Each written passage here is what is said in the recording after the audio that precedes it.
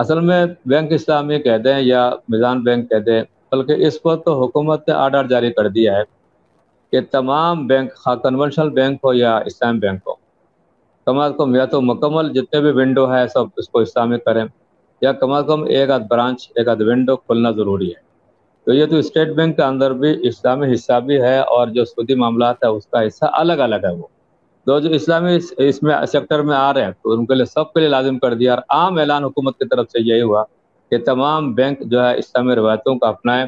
تو بہت سارے لوگ کر رہے ہیں، جو سعودی کنونشنل بینک ہے وہ بھی رفتہ رفتہ ایک آدھ ونڈو کھول رہے ہیں۔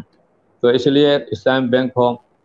بینک اسلامی ہو یا میزان بینک ہو، اور جو حضرات ہے، اصل بنیاد یہ ہے کہ وہاں شرعی ایڈوائزر کو دیکھنا ہو۔ حضرت شیخ الاسلام مفتی محمد تقی عثمانی صاحب نے جو فارمولہ پیش کیا امت کے سامنے، صرف یہ نہیں ہمارے ملک پاکستان میں نہیں بلکہ پوری دنیا میں، بلکہ بعض غیر مسلم ممالک والے بھی اس کو اپنا رہے ہیں،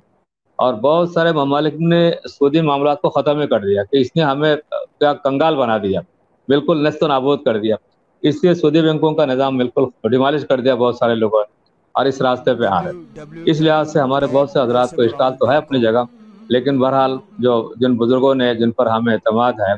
وہ اس پہ مطمئن ہے، اور صرف تنہا کسی کے رائے نہیں بلکہ علماء کرام کے جمع غفیر ہے،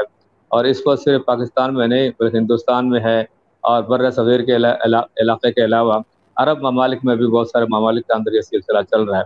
لہذا اس میں کسی پس پیش کی ضرورت نہیں ہے۔ البتہ یہ دیکھنا ضروری ہے کہ جس برانچ کے اندر یہ اسلامی کام ہو رہا ہے وہاں کوئی شرعی ایڈوائزر، عالم مفتی ہے یا نہیں، اور ان تمام کاموں کی نگرانی کرتے ہیں یا نہیں کرتے۔ اگر وہ سائل یا پوچھنے والا یا اکاؤنٹ کھولنے والا اگر اس عالم دین سے مطمئن ہے تو کھل سکتا ہے، اس میں کوئی برائی نہیں۔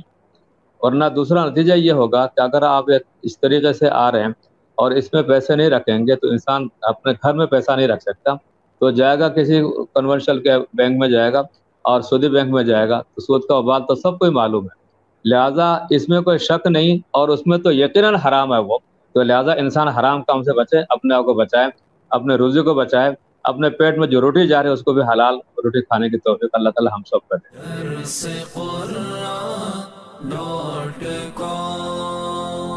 www.darsequran.com